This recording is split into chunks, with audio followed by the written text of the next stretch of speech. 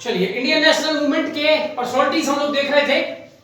अगला हम देखेंगे सुब्रमण्यम भारती। 1882 में इनका जन्म हुआ। तमिलनाडु के एक महत्वपूर्ण राष्ट्रवादी कवि थे। 1921 में इनकी मृत्यु हुई। ये पोएट थे, सोशल रिफॉर्मर और फ्रीडम फाइटर, इसके अलावा जर्नलिस्ट भी थे। Renowned for his beautiful versus for freedom. आजादी के आंदोलन में इन्होंने अपनी कविताओं के माध्यम से अनेक आजादी के लिए कविता लिख करके इन्होंने अपना योगदान दिया है। और इनके जो राष्ट्रवाद और आजादी के प्रति इनकी जो कविता होती थी, इनके कारण इनको भारती की उपाधि मात्र 11 साल की उम्र में इनको मिल गई थी, क्योंकि ये स्वतंत्रता के लिए कविताएं अपनी अर्ली एज से लिखना शुरू कर दिए थे। इनको टाइटल मिला था महाकवि भारती, और इनकी एक बड़ी महत्वपूर्ण किताब है सॉन्ग्स ऑफ फ्रीडम। ठीक है। अगले महत्वपूर्ण व्यक्तित्व है वल्लभ भाई पटेल। 1875 गुजरात के नदिया, जो कि खेड़ा डिस्ट्रिक्ट में पड़ता है, वहां इनका जन्म हुआ, और 1950 में दिल्ली में इनकी मृत्यु हुई। ये बाय प्रोफेशन लॉयर थे, स्टेट्समैन यानी राजनेता थे, पॉलिटिकल लीडर थे, फ्रीडम फाइटर, और जब देश आजाद हुआ तो भारत के पहले डिप्टी पीएम उप प्रधानमंत्री बने।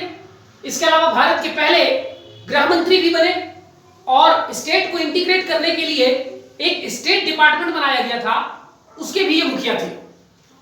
Popularly known as Sardar Patel. इनको सरदार एक उपाधि मिली थी, हम आगे देखेंगे कब कैसे उपाधि मिली थी। ठीक है। Who played a very dominant role in integration of princely states into India. तो भारत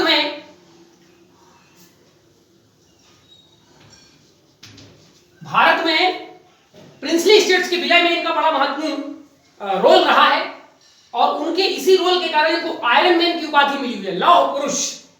लौह पुरुष माने किसी दबाव में झुकने उठने वाले व्यक्ति नहीं। Bismarck of India. बिस्मार्क एक राष्ट्रवादी नेता थे जर्मनी के, जिन्होंने जर्मनी का एकीकरण किया था, जिसमें उन्होंने ऑस्ट्रिया और उसके आसपास के जर्मनी के इलाकों को इकट्ठा करके एक बहुत बड़ा जर्मन फेडरेशन बनाया था। तो जर्मनी का विलय इन्होंने जिस प्रकार से किया था, और वो प्रधानमंत्री भी रहे थे बिस्मार्क जो है जर्मनी के, तो जिस प्रकार जर्मनी का एकीकरण बिस्मार्क ने किया, उसी प्रकार भारत का एकीकरण सरदार पटेल ने किया। लेकिन दोनों में अंतर यह है कि उधर बिस्मार्क ने वो काम 7 साल में किया, और इधर सरदार पटेल ने ये काम 7 महीने में किया। ठीक है। तो होना उल्टा चाहिए, बिस्मार्क को जो है जर्मनी का सरदार पटेल कहा जाना चाहिए, लेकिन उल्टा है। हम लोग सरदार पटेल को भारत का बिस्मार्क कहते हैं। ठीक है, खैर कोई बात नहीं। दूसरी बात यह है कि जब भारत का एकीकरण किया जा रहा था, तो जो चुनौतियां सरदार पटेल के सामने थी, वो चुनौतियां बिस्मार्क के सामने नहीं थी। Point number 2। पॉइंट नंबर 3 यह है कि बिस्मार्क ने जहां जर्मनी का एकीकरण किया था, वो रक्त रंजित एकीकरण था, उसमें युद्ध हुए थे, उसमें जबरदस्ती एकीकरण किया गया था।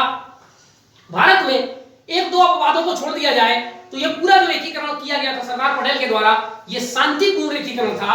तो ये अंतर भी आपको ध्यान रखना है कि बिस्मार्क में और पटेल में क्या अंतर है। बिस्मार्क जर्मनी के चांसलर थे, प्राइम मिनिस्टर थे, सरदार पटेल होम मिनिस्टर थे, यानी full fledged charge Sardar Patel के पास नहीं था। उनके पास केवल होम डिपार्टमेंट था। वो जर्मनी के चांसलर थे, प्राइम मिनिस्टर थे, उनके पास सारे पावर थे। दूसरी बात यह है कि बिस्मार्क को 7 साल का समय लगा, इनको 7 महीने का समय लगा।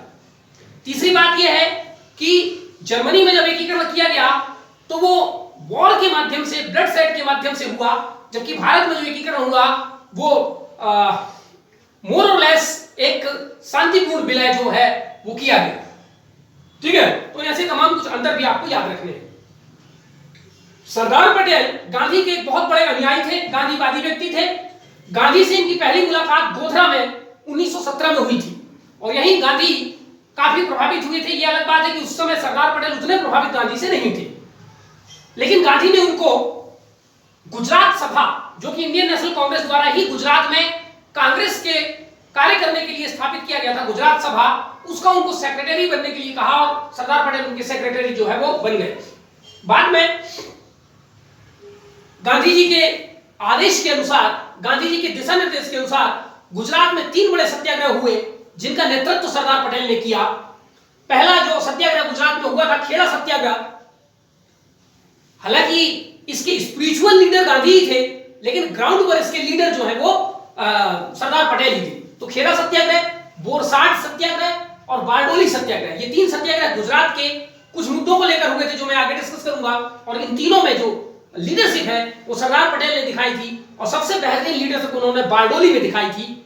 और उसी के बाद उनको सरदार की उपाधि बारडोली की महिलाओं द्वारा उनके नेतृत्व कुशलता को देखते हुए दिया गया था। इसके अलावा जो सरदार पटेल हैं, चूंकि कांग्रेस के वर्कर थे, गांधी के अनुयायी थे, तो गांधी के नेतृत्व में, कांग्रेस के नेतृत्व में जितने भी आंदोलन भारत में हुए उन सब में उन्होंने टेक पार्ट किया, नॉन कोऑपरेशन मूवमेंट में टेक पार्ट किया। और इसमें गांधी ने चौरी चौरा कांड के बाद जो नॉन कोऑपरेशन मूवमेंट को वापस लिया था उसमें पटेल ने समर्थन किया था कि ठीक है, अच्छा डिसीजन है आपका वापस लेने का, उन्होंने उसका विरोध नहीं किया था। इसके अलावा फिर सिविल डिसोबीडियंस मूवमेंट है, क्विट इंडिया मूवमेंट है, इसके बाद इसके पहले जो इंडिविजुअल सत्याग्रह है, तो सभी कांग्रेस के कार्यक्रमों में इन्होंने भाग लिया। और 1938 के बाद सरदार पटेल का कद कांग्रेस में काफी तेजी से उभरने लगा था। President of Karachi session of INC 1931, ये एक बार इंडियन नेशनल कांग्रेस के जो एनुअल सेशन होता था उसके अध्यक्ष भी थे, उसके प्रेसिडेंट भी थे, 1931 में जो कराची में हुआ था। और ये बहुत इंपॉर्टेंट सेशन है आईएनसी का। यहीं पर फंडामेंटल राइट और नेशनल इकोनॉमिक प्रोग्राम पर 2 अलग-अलग रेजोल्यूशन कांग्रेस ने पारित किए थे। Father of all India services, Bharat के आजाद होने के बाद एक अखिल भारतीय सेवा, आईएएस, आईपीएस और आईएफएस, जो 3 अखिल भारतीय सेवा है, इंडियन फॉरेस्ट सर्विस है आईएफएस में, ठीक है, फॉरेन सर्विस नहीं, इनको अखिल भारतीय सेवा कहते हैं। तो उनके जनक जो है सरदार पटेल को ही माना जाता है।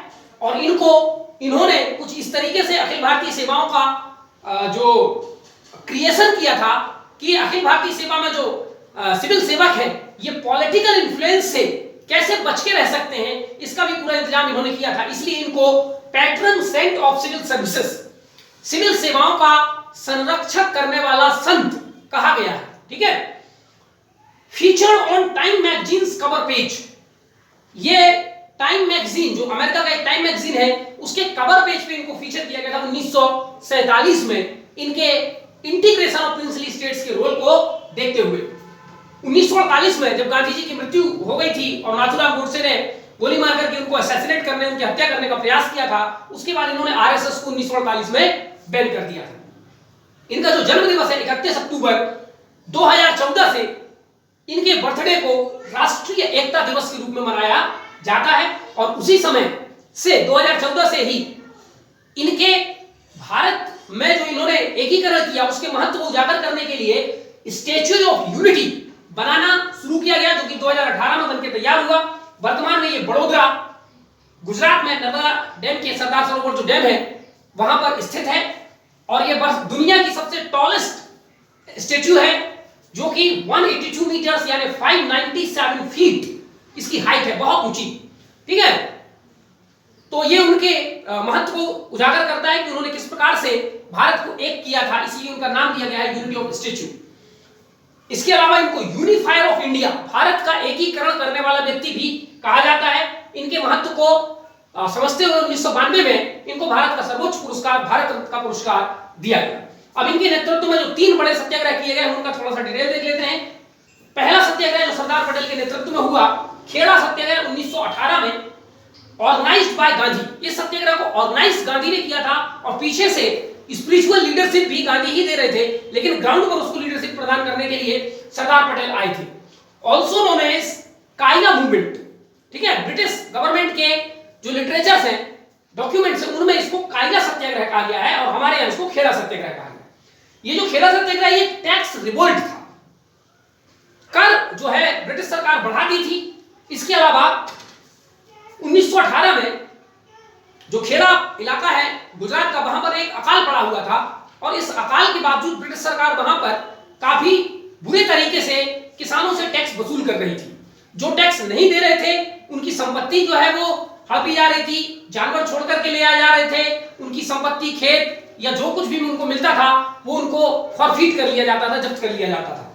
इसके विरोध में ये सत्याग्रह किया गया था। जब ये सत्याग्रह किया गया तो पहले तो गवर्नमेंट ने, जो सरदार पटेल लोगों ने मांग किया था कि हमारा टैक्स वगैरह कम किया जाए, उसको रिजेक्ट कर दिया।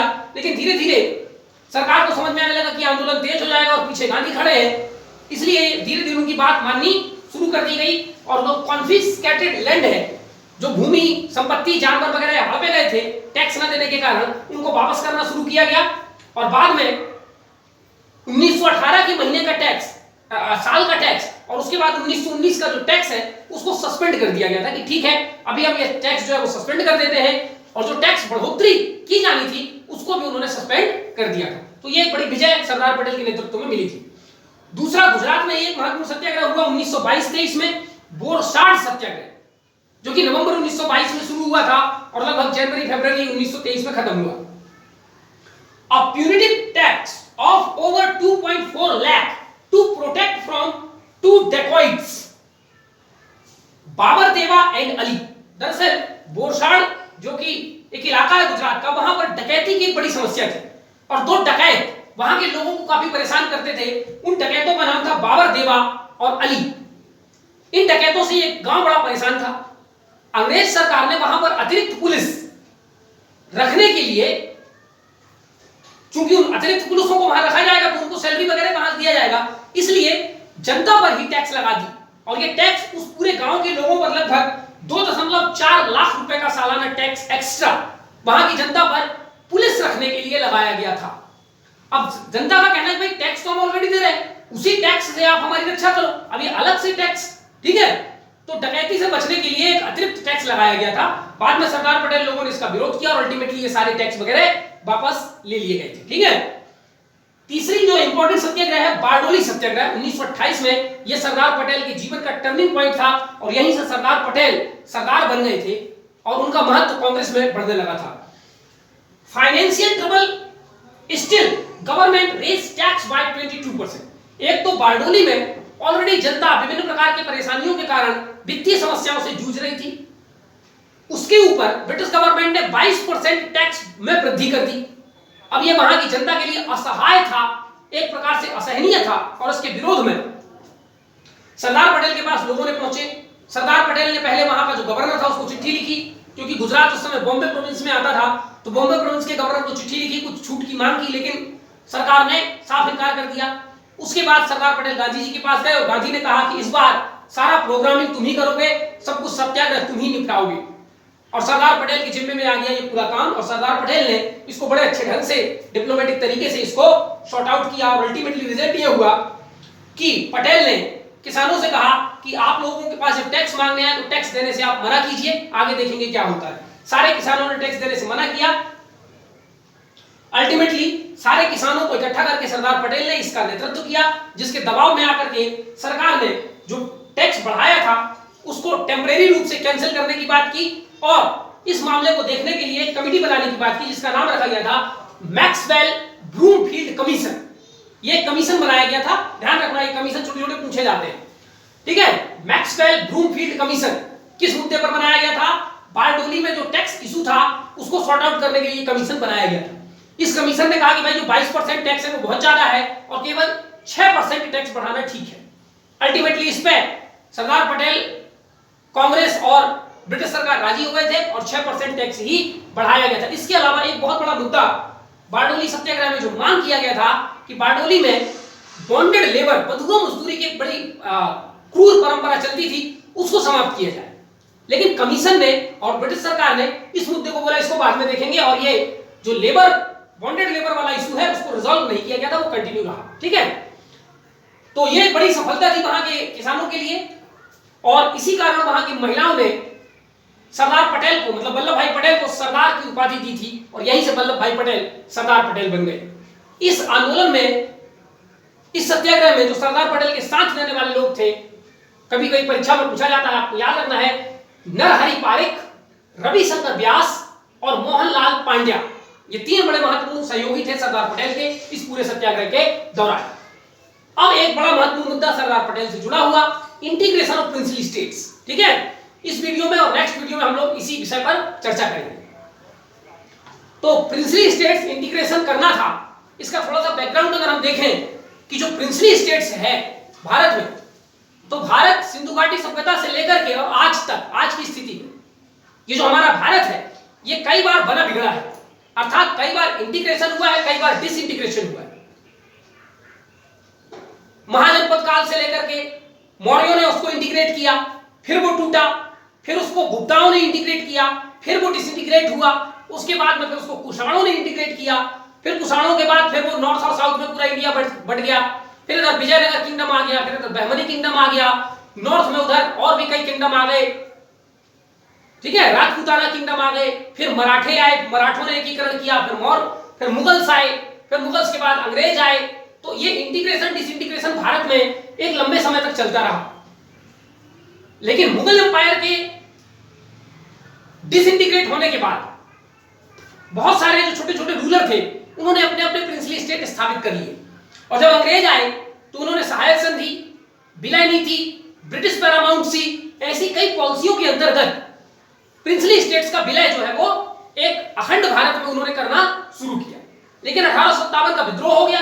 उस विद्रोह के बाद अंग्रेजों ने कहा कि अब तक जितने प्रिंसली स्टेट्स का विलय ब्रिटिश इंडिया में हो गया है उतना ही रहेगा, अब आगे हम नहीं रखेंगे।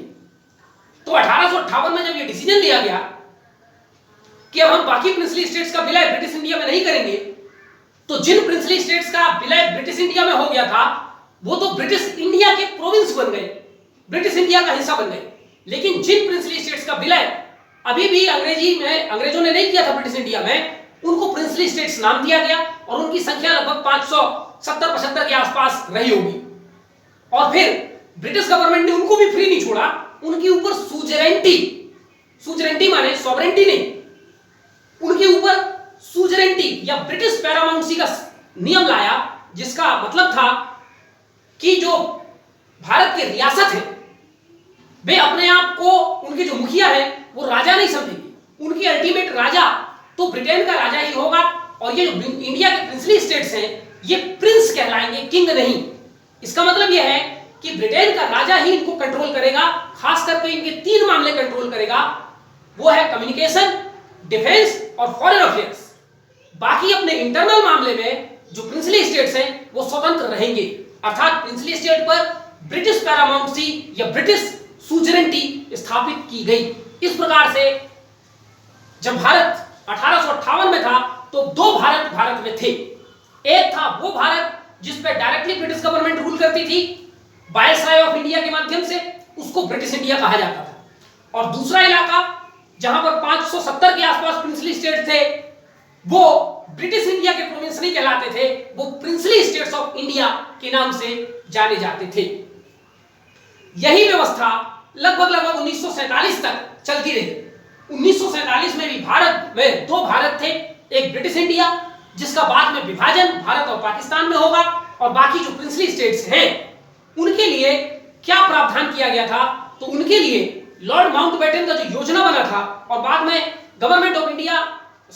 में इंडिपेंडेंस ऑफ इंडिया एक्ट 1947 में यह कहा गया था कि जो प्रिंसली स्टेट्स होंगे उनके ऊपर 15 अगस्त 1947 को उनके ऊपर से ब्रिटिश पैरामाउंसी खत्म कर दिया जाएगा, ब्रिटिश सुजरेंटी खत्म कर दिया जाएगा, और अब प्रिंसली स्टेट्स आजाद होंगे शासन करने के लिए नहीं, आजाद होंगे डिसीजन लेने के लिए कि या तो वो भारत में मिल जाए या पाकिस्तान में मिल जाए।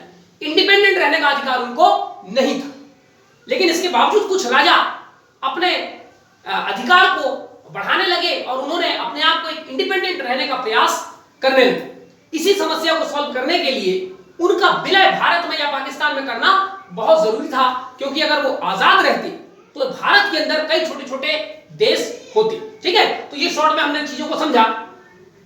तो इंटीग्रेशन ऑफ प्रिंसली स्टेट्स, जो आजादी हमें मिली उसके बाद, तो India integrated and disintegrated many times since IBC to now. ठीक है, ये हम लोगों ने पूरे इतिहास में देखा है कि कैसे कैसे विभिन्न समयों में भारत इंटीग्रेट रहा, फिर डिसइंटीग्रेट हुआ, एक अखंड भारत भी बना अशोक के समय, औरंगजेब के समय, ठीक है, कुषाण में कनिष्क के समय, और कैसे कैसे बाद में फिर वो टूटता रहा, फिर बनता रहा। अब हम देखते हैं कि 1907 में जो भारत था, उस समय जो भारत था उसे हम ब्रिटिश राज कहते थे। ठीक है, उस ब्रिटिश राज में ब्रिटिश इंडिया भी आता था और प्रिंसली स्टेट्स भी आते थे। जो ब्रिटिश इंडिया था उस पे ब्रिटिश गवर्नमेंट सॉवरेन थी, और जो प्रिंसली स्टेट था उस पे ब्रिटिश गवर्नमेंट सुजरेन थी। तो सॉवरेन और सुजरेन का मतलब यह है कि सॉवरेन माने इस जगह पर हमें कुछ भी करने का अधिकार है, इंटरनल मामले में भी और एक्सटर्नल मामले में भी। इसको कहते हैं सुजरेन, और इसको बोलते हैं सॉवरेन। और सुजरेन का मतलब हम आधी संप्रभुता है, पूरी संप्रभुता नहीं है। यानी प्रिंसली स्टेट्स पे अंग्रेज एक्सटर्नल मामले ही कंट्रोल करते थे, इंटरनल मामले नहीं, इसलिए वो आधा सॉवरेन को सुजरेन कहते हैं। ठीक है, तो 1907 में जो ब्रिटिश राज था भारत में, उसमें एक तो थी ब्रिटिश इंडिया जो पूरे ब्रिटिश राज का 60% एरिया कवर करती थी और उसका जो क्षेत्रफल था 28 लाख वर्ग किलोमीटर का उसका क्षेत्रफल था। दूसरा था ब्रिटिश सुजरेनिटी, तो यहां पर आप ब्रिटिश इंडिया को ब्रिटिश सॉवरेनिटी भी लिख सकते हैं, ब्रिटिश इंडिया भी लिख सकते हैं। और दूसरा था ब्रिटिश सुजरेनिटी, या इसको हम प्रिंसली स्टेट कह सकते हैं, जो कि पूरे ब्रिटिश राज का 40% एरिया था और जिसका एरिया लगभग 18 लाख वर्ग किलोमीटर के आसपास था। तो अगर आप देखें तो जो टोटल ब्रिटिश राज था 1907 में, उसका पूरा एरिया कितना था? 18 प्लस 28 46 लाख वर्ग किलोमीटर। आज भारत लगभग 33 लाख वर्ग किलोमीटर में फैला है। उस समय ब्रिटिश राज भारत में लगभग 46 लाख वर्ग किलोमीटर में था, जो दो भागों में बटा हुआ था। एक पर ब्रिटिश सॉवरेनिटी थी, अर्थात ब्रिटेन डायरेक्टली भारत पर शासन करता था, अर्थात उस भारत के इंटरनल प्लस एक्सटर्नल दोनों मामलों को देखता था और उसको हम लोग ब्रिटिश इंडिया कहते थे। दूसरा वो इलाका था 40% का जहां पर प्रिंसली स्टेट्स होते थे और यहां पर ब्रिटिश गवर्नमेंट सॉवरेन नहीं सुजरेन थी, अर्थात केवल एक्सटर्नल मामले ही ब्रिटिश गवर्नमेंट देखती थी, इंटरनल मामलों पर प्रिंसली स्टेट्स को फ्री रखा गया था 1958 के बाद, क्योंकि 1957 जैसा विद्रोह का भय था कि प्रिंसली स्टेट्स दोबारा से बगावत कर सकते हैं ब्रिटिश इंडिया के खिलाफ। और 1857 का जो विद्रोह हुआ था उसमें इन्हीं प्रिंसली स्टेट्स ने हमारी मदद की थी, इसलिए इनके इंटरनल मामलों में हमें दखल नहीं देना है। हाँ, एक्सटर्नल मामलों पर हम अपने कंट्रोल रखेंगे और वो एक्सटर्नल मामले 3 थे, डिफेंस, कम्युनिकेशन और फॉरेन अफेयर्स। माने प्रतिरक्षा, संचार का मतलब था रेलवे, रोड्स और जलमार्ग, इसके अलावा टेलीफोन, टेलीग्राफ, ये तमाम चीजें जो कम्युनिकेशन में आती है। ठीक है, तो ये 2 भागों में बटा हुआ था और इतना इलाका इस प्रकार से व्यवस्था में था। 13 अगस्त 1947 को, माने ठीक विभाजन के एक दिन पहले तक की क्या स्थिति थी भारत में, तो इंडिया ऑन 13 अगस्त 1947, उस समय भी ब्रिटिश राज ही था। ब्रिटिश राज से मुक्ति हमको 14 अगस्त को मिलेगी और 15 अगस्त को पूरी तरीके से आजाद हो जाएंगे। तो उस समय तक जो ब्रिटिश राज था भारत में, उसमें ब्रिटिश इंडिया यानी कि सॉवरेन जहां ब्रिटिश था वो था 58% एरिया और उसका जो क्षेत्रफल था वो 23 लाख वर्ग किलोमीटर। तो ये जो 2% एरिया कम हो गया और लगभग 5 लाख वर्ग किलोमीटर का एरिया जो कम हुआ, ये कैसे कम हो गया? आपको याद होगा गवर्नमेंट ऑफ इंडिया 1935 में बर्मा को भारत से अलग कर दिया गया था। ठीक है, तो वैसे आज का जो म्यांमार है उसका टोटल क्षेत्रफल 6 लाख वर्ग किलोमीटर के आसपास है, लेकिन उस समय ब्रिटिश गवर्नमेंट ने पूरे बर्मा को नहीं मिलाया था, लगभग 70-80% बर्मा ही भारत में मिला था। तो वो 70-80% बर्मा 1935 के एक्ट में भारत से अलग कर दिया गया, तो भारत का जो क्षेत्रफल है वो कम हो गया और 2 लाख लगभग 5 लाख वर्ग किलोमीटर कम हो गया। तो ब्रिटिश इंडिया में 58% एरिया पूरे ब्रिटिश राज का ब्रिटिश इंडिया में आता था और जो प्रिंसली स्टेट्स थे वो 40% तो जहां का था उसको छुआ ही नहीं गया था। ये था 13 अगस्त की बात। अब 15 अगस्त को जो इंडिया बना, जो जिसको हम यूनाइटेड इंडिया बोलेंगे, जिसमें से हम कुछ इलाके पाकिस्तान को देंगे, कुछ भारत को देंगे और कुछ प्रिंसली स्टेट्स बचेगा, यानी 15 अगस्त 1947 सॉरी मैंने 57 लिख दिया है, 1947 जिस दिन अंग्रेजों ने भारत को आजाद कर दिया। ठीक है, और अभी पार्टीशन बाकी है, पार्टीशन होना है। तो यूनाइटेड इंडिया जो हमारा बना, ब्रिटिश राज खत्म हो गया। ठीक है, तो जो यूनाइटेड इंडिया बना, विभाजन के ठीक 1 घंटा पहले की बात बता रहा हूं। उस समय जो इंडिया था, जब विभाजन होना था तो इंडिया को कितना इलाका मिलना था? पूरे ब्रिटिश राज का, जो पूरा ब्रिटिश राज था उसका कितना मिलना था? तो जो ब्रिटिश इंडिया थी केवल उसका विभाजन होना था, ब्रिटिश राज का नहीं, सॉरी ठीक है, ब्रिटिश राज का विभाजन नहीं होना था, ब्रिटिश इंडिया का विभाजन होना, अर्थात इस 58% इलाके का विभाजन होना था। 2% के आसपास तो म्यांमार में चला गया पहले से, और जो 40% प्रिंसली स्टेट रहा उसका आजादी के बाद तय किया जाएगा कि वो पाकिस्तान में जाएंगे या भारत में जाएंगे। तो इस 58% ब्रिटिश इंडिया का, अर्थात 23 लाख वर्ग किलोमीटर एरिया का विभाजन होना था। जब विभाजन हुआ तो इस 58% का 70% एरिया भारत को दिया गया, जिसका एरिया था 14 लाख वर्ग किलोमीटर। जब भारत आजाद हुआ तो भारत का क्षेत्रफल 33 लाख वर्ग किलोमीटर नहीं बल्कि 14 लाख वर्ग किलोमीटर था और उसकी जनसंख्या थी 33 करोड़। और पाकिस्तान को क्या दिया गया? पाकिस्तान को 3 स्टेट दिए गए। पूरा सिंध दे दिया गया, पूरा बलूचिस्तान दे दिया गया और north west frontier province, Sindh, Balochistan और नॉर्थ वेस्ट फ्रंटियर प्रोविंस, ये पूर्ण रूप में पाकिस्तान को दे दिए गए। प्लस 3 राज्यों का विभाजन हुआ, असम, पंजाब और बंगाल। इनका आधा इलाका पाकिस्तान, आधा इलाका भारत। ठीक है, तो 3 प्रोविंसेस ऐसे थे जिनका विभाजन हुआ। 3 प्रोविंसेस ऐसे थे जो पूर्ण रूप में पाकिस्तान को दे दिए गए और बाकी जितना कुछ बचा वो सब भारत के पास आ गया। तो पाकिस्तान को जो मिला वो इस 58% का 30% इलाका था, अर्थात 9 लाख वर्ग किलोमीटर का क्षेत्रफल पाकिस्तान को दिया गया, जिसमें पाकिस्तान बांग्लादेश दोनों शामिल थे और इसकी जो जनसंख्या थी वो 3 करोड़ जनसंख्या थी। तो ये 58% को इस प्रकार से 2 भागों में बांट दिया गया और बाकी जो प्रिंसली स्टेट्स बचे थे वो तो बचे ही थे। तो जो प्रिंसली स्टेट थे 40% इलाका था उनका टोटल ब्रिटिश राज का, 18 लाख वर्ग किलोमीटर के आसपास इनका क्षेत्रफल था और इनकी जो पॉपुलेशन थी वो 3 करोड़ पॉपुलेशन थी और जो इनकी संख्या थी प्रिंसली स्टेट्स की, वैसे तो ऑफिशियली 565 प्रिंसली स्टेट्स हैं, लेकिन कई अलग अलग स्रोत में कहीं 570, कहीं 75, कहीं 80 इस प्रकार से, तो जो कुल हम लोग एक एवरेज मानते हैं कि लगभग 580 प्रिंसली स्टेट्स 15 अगस्त 1947 के समय विद्यमान थे। इनमें से कुछ को पाकिस्तान में जाना था, कुछ को भारत में जाना था। ठीक है, तो यह है पूरी स्थिति। भारत 1907 में कैसा था, आजादी के ठीक पहले कैसा था, आजादी के बाद कैसा भारत हो गया। ठीक है, ये पूरी स्थिति समझ में आ गई। ठीक है, अब हम देखते हैं कि वे प्रिंसली स्टेट्स जो पाकिस्तान में चले गए, तो 14 प्रिंसली स्टेट्स 580 में से पाकिस्तान गए और बाकी 565-66 के आसपास, ठीक है, भारत में रह गए। तो पाकिस्तान जाने वाले प्रिंसली स्टेट्स हम पहले देख लेते हैं, वो हमारा मुद्दा नहीं है, बस हम थोड़ा सा देख करके और फिर इंडिया के विषय में हम लोग डिटेल से देखेंगे। उमरकोट, ये वही उमरकोट है जहां अकबर का जन्म हुआ था। ठीक है, और वहां पर राणा लोग शासन करते थे, वहां के राजा को राणा कहते थे। तो ये उमरकोट जो है सिंध प्रांत में था, सिंध के अंडर में आता था और जब सिंध ही पूरा पाकिस्तान में चला गया तो उमरकोट ने कहा हम भी पाकिस्तान में जाएंगे। हालांकि यहां पर जो शासक था वो हिंदू था, ठीक है, पर ये पाकिस्तान चला गया। बहावलपुर, आज के पंजाब का जो बहावलपुर वाला इलाका है वो चला गया पाकिस्तान।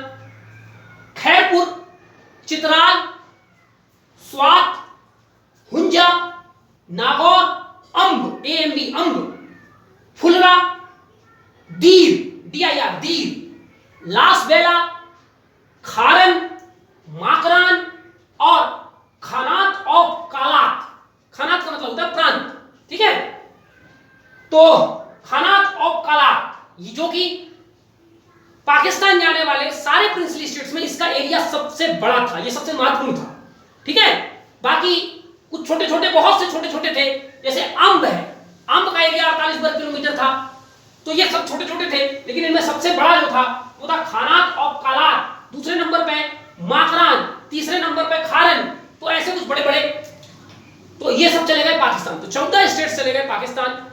बाकी जो 565-66 के आसपास, विकिपीडिया बोलता है 565, ठीक है, तो 565 के आसपास जो प्रिंसली स्टेट थे अब वो बचे और उनको तेजी से भारत में मिलाने का काम शुरू किया गया। तो princely states merge with India, way princely स्टेट जो भारत में विलय कर गए, 565 प्रिंसली स्टेट्स 565-66 के आसपास, ठीक है, विलय किए। By diplomacy of Sardar Patel and his secretary VP Menon, जिसमें सबसे महत्वपूर्ण भूमिका सरदार पटेल और उसके सचिव VP मेनन ने निभाई थी। Princely states varied greatly in status, size, population etcetera. अब ये जो 565 प्रिंसली स्टेट्स हैं जिनको भारत में मिलाना था, ये सब एक जैसे नहीं थे। कोई बहुत छोटा था, किसी की जनसंख्या बहुत छोटी थी, कोई लेस इंपॉर्टेंट था, कोई मोर इंपॉर्टेंट था, ठीक है, कहीं हिंदू पॉपुलेशन थी, कहीं मुस्लिम पॉपुलेशन थी, कहीं हिंदू शासक था, कहीं मुस्लिम शासक था, तो तमाम प्रकार की जटिलताएं थी। तो जो प्रिंसली स्टेट थे ये स्टेटस में, साइज में, पॉपुलेशन में वेरी करते थे। कुछ बहुत बड़े प्रिंसली स्टेट थे जैसे हैदराबाद का जो एरिया था वो 2 लाख वर्ग किलोमीटर और पॉपुलेशन 1.6 करोड़ इसका पॉपुलेशन था। दूसरी तरफ एक छोटा सा प्रिंसली स्टेट था लोवा, जिसका एरिया 49 वर्ग किलोमीटर और पॉपुलेशन केवल 3000 थी।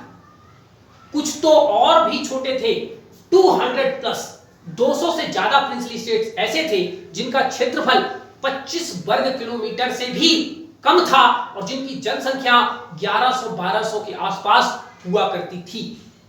ठीक है, तो एक तरफ बड़े बड़े प्रिंसली स्टेट्स भी थे, एक तरफ बहुत छोटे छोटे प्रिंसली स्टेट्स भी थे, और इन 565 प्रिंसली स्टेट्स को भारत में मिलाना, 565 प्रिंसली स्टेट से अलग अलग नेगोशिएशन करना, तो कैसे ये सारे काम सॉल्व किए गए, इसकी स्टोरी में और आगे आपको नेक्स्ट वीडियो में डिटेल से समझाऊंगा। अभी हम समझ लेते हैं कि एक चैलेंज था, इस चैलेंज को आगे हम पूरा करेंगे, देखते हैं। ठीक है, द एक्सेशन वाज पीसफुल।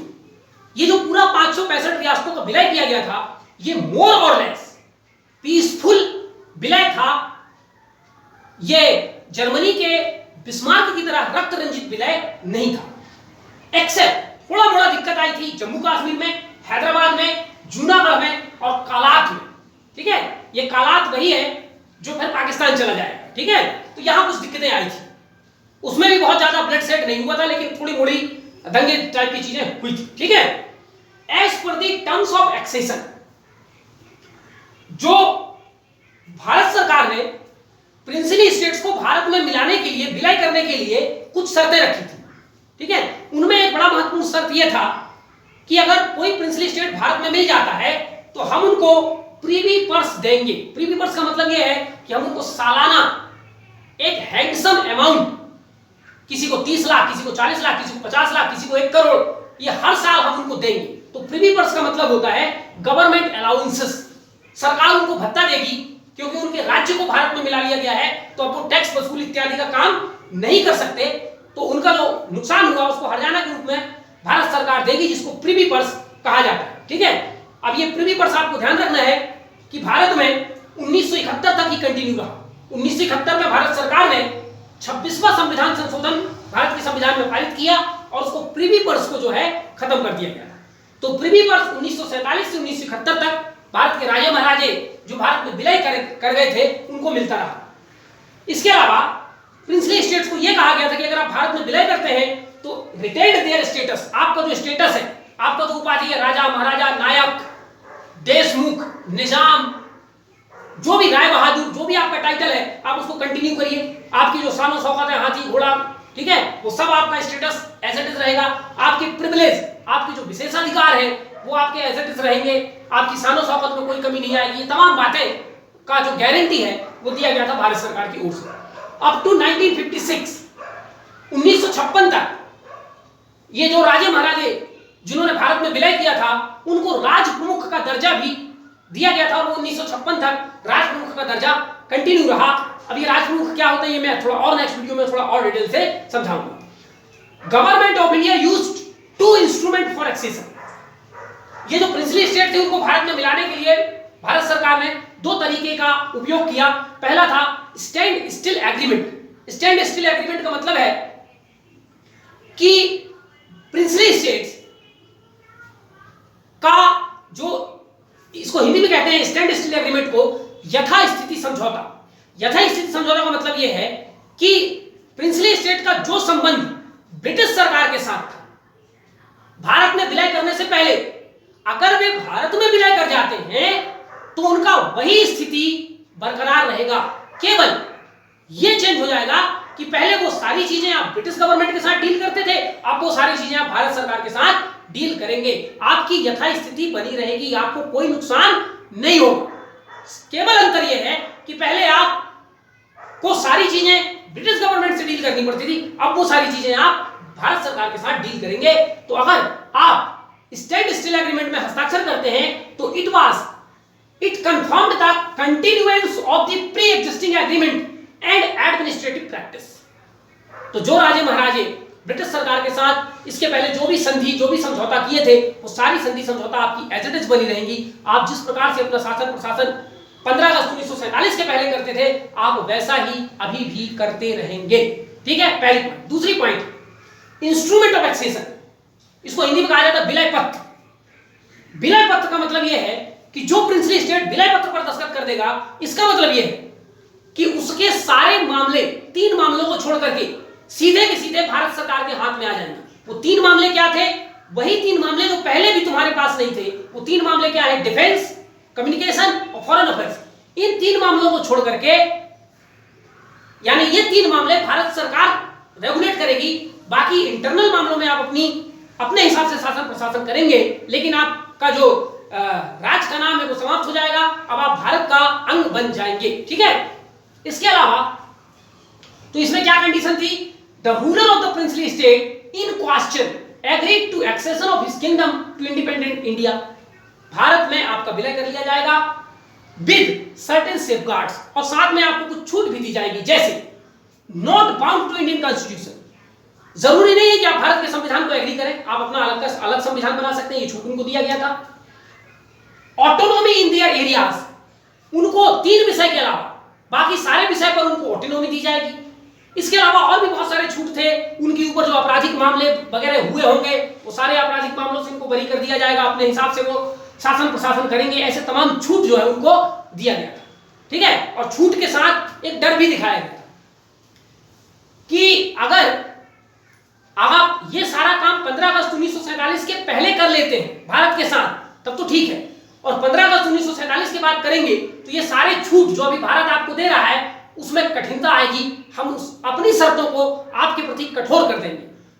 तो इंस्ट्रूमेंट ऑफ एक्सेशन में जहां एक तरफ बहुत सारे छूट दी गई थी, वहीं डर भी दिखाया गया था। इसलिए ज्यादातर राजे महाराजाओं ने 15 अगस्त 1947 से पहले ही विलय पत्र पर हस्ताक्षर कर दिया। ठीक है। अच्छा, एक आपको अंतर याद रखना है कि जो स्टैंड स्टिल एग्रीमेंट है और इंस्ट्रूमेंट ऑफ एक्सेशन है, उसमें एक अंतर यह था, अनलाइक स्टैंड स्टिल एग्रीमेंट, जो ऐसे लिखा उसका मतलब है standstill agreement which was formed by British Indian government, instrument of accession was made by ministry of home affairs. आपको याद रखना है कि इंस्ट्रूमेंट ऑफ एक्सेशन को बनाने का काम, उसमें जो शर्तें होंगी, उसमें क्या कंडीशन होगी, उसको वीपी मेनन और सरदार पटेल ने, यानी स्वतंत्र भारत के मिनिस्ट्री ऑफ होम अफेयर्स द्वारा बनाया गया था। लेकिन स्टैंड स्टिल एग्रीमेंट ब्रिटिश सरकार द्वारा बनाया गया था, उसको इंडियन गवर्नमेंट ने अपने तरफ से नहीं बनाया और उसी को प्रिंसली स्टेट के साथ कंटिन्यू किया। तो ये 2 अलग अलग शर्तें थी, एक स्टैंड स्टिल एग्रीमेंट और दूसरा इंस्ट्रूमेंट ऑफ एक्सेशन। ठीक है। अब ये जो दोनों थे, both 1 and 2 put into chambers of princess, जो भारत की रियासतें थी उनका अपना एक प्लेटफॉर्म था जिसको चैम्बर ऑफ प्रिंसेस कहा जाता था, जिसकी स्थापना 1920 में की गई थी, जहां पर सारे राजा महाराजा बैठ करके उनको अपने लिए क्या निर्णय लेना है, ब्रिटिश गवर्नमेंट से कैसे डील करनी है, ये सारा एक पॉलिटिकल प्लेटफॉर्म था। तो चैम्बर ऑफ प्रिंसेस के सामने ये दोनों एग्रीमेंट रखे गए, जिसको चैम्बर ऑफ प्रिंसेस ने 31 जुलाई 1947 को अपनी इजाजत दी थी। यानी जबरन नहीं किया गया था, सारे राजा महाराजाओं से चर्चा करके ये सारा काम किया जा रहा था। Instrument accession could be signed after still agreement for those wanted time to take decision. अब कुछ राजा महाराजा ऐसे थे जो तुरंत निर्णय लेने की स्थिति में नहीं थे, उनके सामने डिलेमा था। 3 प्रकार के डिलेमा थे। एक डिलेमा तो यह था कि भाई पाकिस्तान में मिले, दूसरा डिलेमा यह था कि भारत में मिले, तीसरा एक डिलेमा यह भी था, कुछ बड़े बड़े जो रियासतें थी, कि हम तो आजाद रहेंगे, हमें कहीं नहीं मिलना। यह अलग बात है कि उनको अंग्रेजों ने ये छूट नहीं दी थी। गवर्नमेंट इंडिपेंडेंस एक्ट 1947 में ये छूट शामिल नहीं थी, लेकिन उनकी इच्छा थी कि हम आजाद रहेंगे। तो ये 3 डिलेमा था और भारत सरकार जानती थी कि डिलेमा में है, इसलिए बहुत सारे रियासतों को कहा गया था कि एक काम करो, अभी आप तात्कालिक रूप से हमारे साथ स्टैंड स्टिल एग्रीमेंट, जो कि बड़ा सस्ता तरीका है, इसको हस्ताक्षर करो, क्योंकि इसको हस्ताक्षर करने से आपका कुछ नहीं बिगड़ने वाला। आपका जो संबंध ब्रिटिश गवर्नमेंट के साथ था वो हमारे साथ रखिए। लेकिन इंस्ट्रूमेंट ऑफ एक्सेशन में प्रिंसली स्टेट को बहुत कुछ भारत सरकार को देना पड़ता था। तो जो इंस्ट्रूमेंट ऑफ एक्सेशन है थोड़ा कठोर था, स्टैंड स्टिल एग्रीमेंट लिबरल था। तो भारत ने कहा कि अभी जो राजा महाराजा दिक्कत में है वो एक काम करें, अभी स्टैंड स्टिल एग्रीमेंट में दस्तखत कर दें, और उनको हम किसी को 1 महीना, किसी को 2 महीना, किसी को 3 महीने का टाइम दिया गया कि इस 1-2-3 महीने में आप आसानी से सोच लो, विचार कर लो, समझ लो, और अगर आपको लगे कि भैया अब हमको एक्सेशन, इंस्ट्रूमेंट ऑफ एक्सेशन पे साइन करना चाहिए तो कर देना, अदरवाइज नहीं करना। ठीक है। तो ऐसे भी रियासतें थी जिन्होंने पहले स्टैंड स्टिल एग्रीमेंट में दस्तखत कर दिया और बाद में उनमें से कुछ ने इंस्ट्रूमेंट ऑफ एक्सेशन पे भी दस्तखत किया और एक दो ने नहीं भी किया, वो पाकिस्तान जाने की बात करने लगे। फिर उनको भी कैसे ट्रैक पे लाया गया हम आगे देखेंगे। ठीक है, बाय 15 अगस्त 1947 ये जादू था वीपी कृष्ण मेनन और सरदार पटेल का कि 15 अगस्त 1947 तक 565 में से 560 में भारत ने विलय कर लिया। उन्होंने स्टैंड स्टिल एग्रीमेंट में भी दस्तखत कर दिया और बाद में इंस्ट्रूमेंट ऑफ एक्सेशन पर भी दस्तखत कर दिया। अब 5 बच गए जिनको 15 अगस्त 1947 के बाद अलग अलग तरीकों से भारत में मिलाया जाना था और ये पांचों के पांचों बड़े महत्वपूर्ण थे। ठीक है, ये 5 कौन कौन थे? एक तो हैदराबाद था, नंबर 2 जूनागढ़, लेकिन जूनागढ़ के अंदर भी 2 छोटे छोटे थे, तो यहां पर हम जूनागढ़ को 3 गिनेंगे। ठीक है, जूनागढ़ और उसके अंदर 2, तो जूनागढ़ प्लस 2 3 हो गए, हैदराबाद 4 हो गया, जम्मू कश्मीर 5 हो गया और कालात क्योंकि वो पाकिस्तान चला गया तो 6 थे टोटल, तो 6 में से 5 तो भारत में आ गए थे और जो कालात है वो पाकिस्तान चला गया था। ठीक है, तो इनका डिसीजन 15 अगस्त 1947 के बाद हुआ है। ठीक है, अब आगे हम देखेंगे डिटेल से कि जोधपुर का मतलब जो जहां जहां कुछ खास दिक्कतें आई हैं उनको कैसे भारत में मिलाया गया है। अब रीजंस फॉर इंटीग्रेशन, भारत क्यों चाहता था कि इन सारे प्रिंसली स्टेट्स को भारत में मिला लिया जाए? पहला कारण देखते हैं, टर्मिनेशन ऑफ पैरामाउंटसी।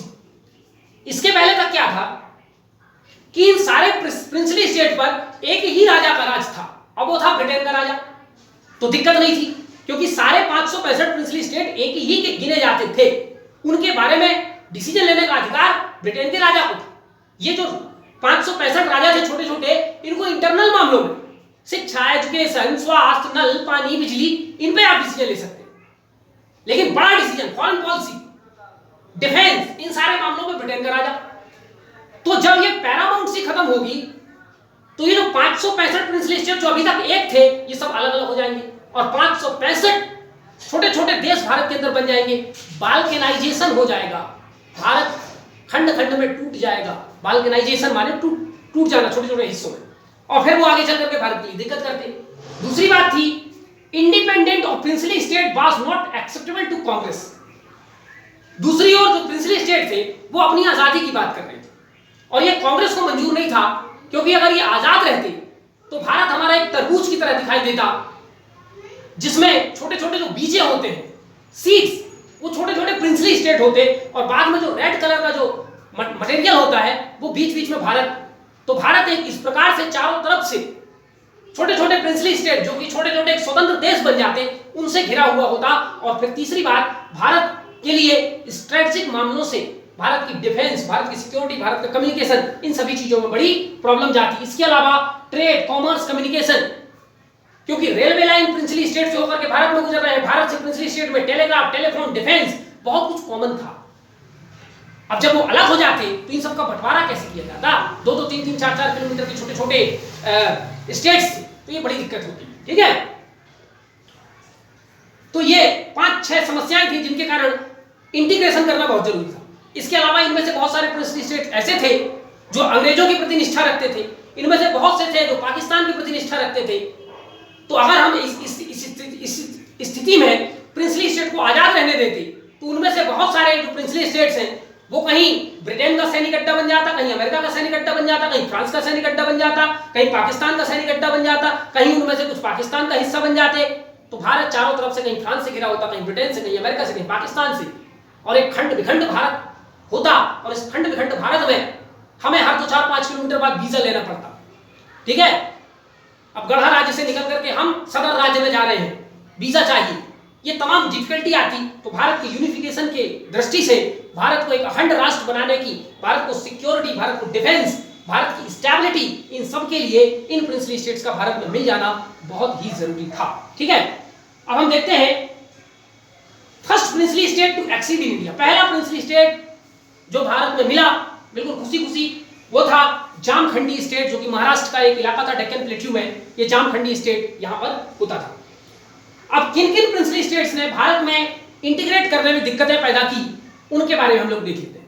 हैदराबाद ने दिक्कत पैदा की, भोपाल ने, जूनागढ़ में, त्रावणकोर में, जम्मू कश्मीर में, जोधपुर में, मणिपुर में और त्रिपुरा में, इन्होंने बड़ी दिक्कत पैदा की। जिनमें से सबसे ज्यादा दिक्कत हुई थी हैदराबाद में और दूसरे नंबर पे जम्मू एंड कश्मीर में और जूनागढ़ में।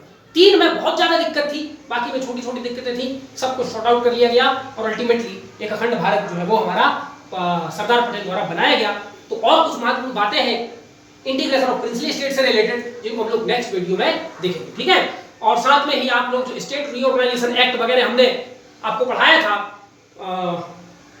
पॉलिटी में, और इसके अलावा जम्मू कश्मीर का विलय, हैदराबाद का विलय, जूनागढ़ का विलय, इनके बारे में मैं जब जम्मू कश्मीर आर्टिकल 370 के बारे में जो मैंने वीडियो बनाई थी उसमें भी मैंने काफी डिटेल से इन चीजों को कवर किया है। तो मैं यहां पर कुछ चीजों को कवर करूंगा, लेकिन हो सकता है कुछ बातें बताना भूल जाऊं जो मैंने उस वीडियो में बताए थे। तो एक बार उन वीडियो को भी देख लीजिएगा और उनको भी देख लीजिएगा, ठीक है। और इस प्रकार से आपका एक कंप्रहेंसिव नोट्स आपको तैयार करनी है ताकि कोई बात प्री मेंस लेवल की छूटनी नहीं चाहिए, ठीक है। धन्यवाद।